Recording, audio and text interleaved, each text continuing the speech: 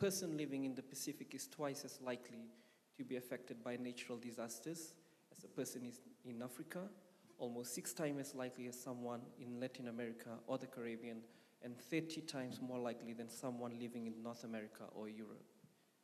And that was from the Asian Development Bank. So this is extreme weather conditions, as I've already mentioned, due to frequent and growing intensity of natural disasters. It's costing the country economic cost, as well as in terms of agriculture. We are heavily dependent on our cultural sector. Towards my right, that's my village. And I'm just going to show you here that when I said about 4 meters where the land was, this is where the landmark was. I mean, and you can see how the sea level has claimed up those area of land, and it's still moving. We've built seawalls, and still the intensity of the waves is still taking down these seawalls. And this was right after the severe tropical Cyclone Winston early last year in 2016. It was a Category 5, the strongest cyclone to make a landfall in the southern hemisphere in February last year. And yeah, you can see how much damage that did to my village, especially. There was about 44 houses that went down, and just about 7 houses that were intact. And until today, we are still reeling from the impacts of this cyclone. And towards the left, that's a picture taken from Cyclone Pam that hit the Vanuatu. With regards to Cyclone Winston, that cost our economy about 1/3 of our GDP. And that's a pretty significant amount for a small island developing state. And think about if these natural occurrences keep on happening, we won't be able to keep up with paying off for this cost. And it's really an issue for Fiji as well as other Pacific Island countries. And these are some other photos of what's happening here in the Pacific. Infrastructures, roads, sea transportations are being damaged. You can see from that the middle on the top how people being blown off by the wind, and people are losing their lives as a result of this as well. And the connection between these natural occurrences, especially the natural disasters with the tropical cyclone, is that with the increasing global temperature rise, it's warming the ocean, and cyclones are formed out of this warming ocean. And if we keep on with our current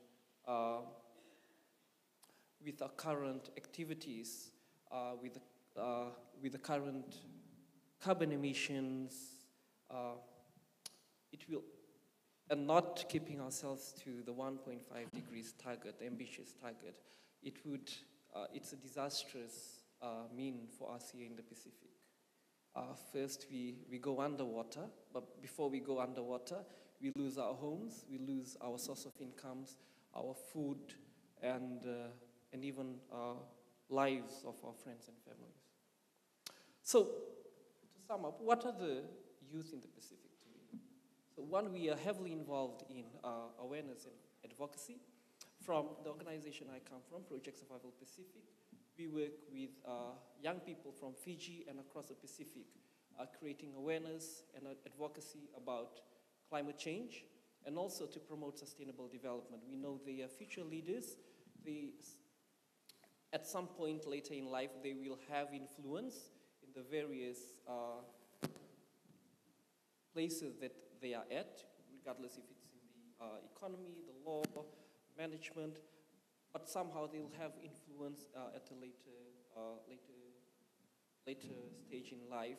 and we feel it's best now to have them be informed about what climate change is, the impacts of climate change, and what they can do to address climate change. Most of the time when we go out to the rural areas, even in the rural areas in Fiji, and we talk to young people as well as older people, they've noticed significant changes in the environment, but they don't know what's causing it. So that's part of what we are doing in Fiji and the Pacific to raise awareness and advocacy about climate change and its impact. The second thing we do is try to involve young people into policy-making spaces. We try to push them to make their voice heard. We try to give them the space to be heard, to highlight the issues affecting them and what they envision their priorities are for that, from what's being discussed in the room. And also we undertake projects and activities to mitigate and adapt to climate change. We do tree planting. Particularly we pay a greater focus into mangrove planting. Mangrove, apart from the important role that it plays in our natural ecosystem, it absorbs 3 times more carbon than the natural forest. So we try to plant as many mangrove trees we can to try to absorb as much carbon as it can from the atmosphere.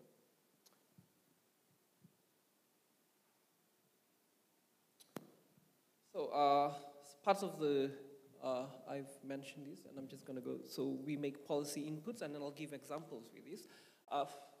Early this year, during the national budget consultation that was made in Fiji, we, the young people in Fiji, we made our submissions.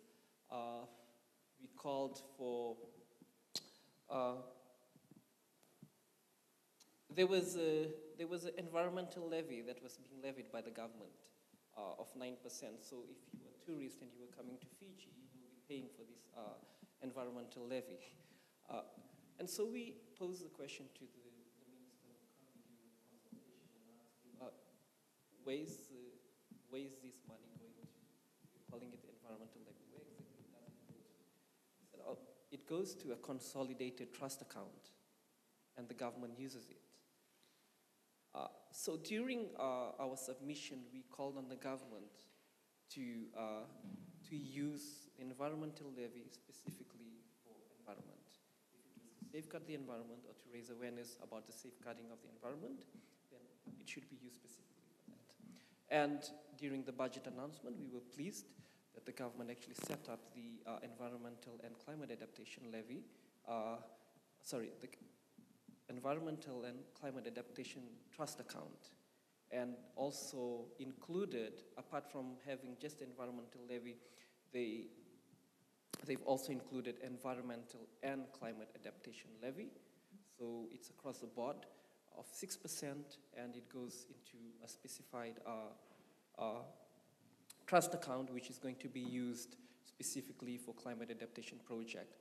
And the projected funds to be collected from this per year is 90 million. That's a significant amount for a small island developing state. And so we are really pleased as young people that we are making a change within the policy spaces as well as the government spaces.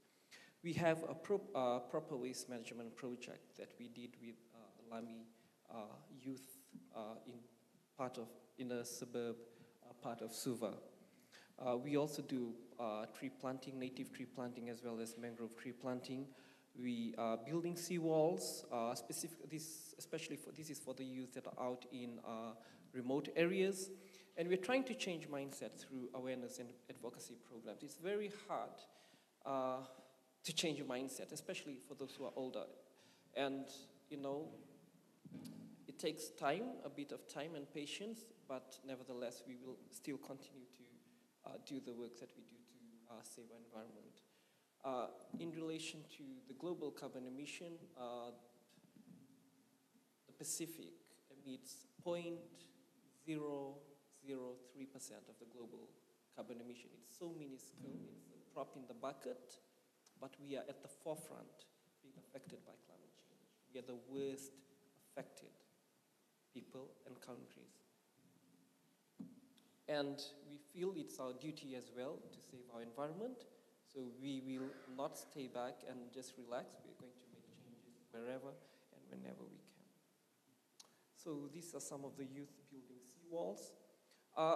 This is particularly a project. So one of the things that we're trying to use as well is to use traditional knowledge and integrating it into climate mitigation and adaptation efforts.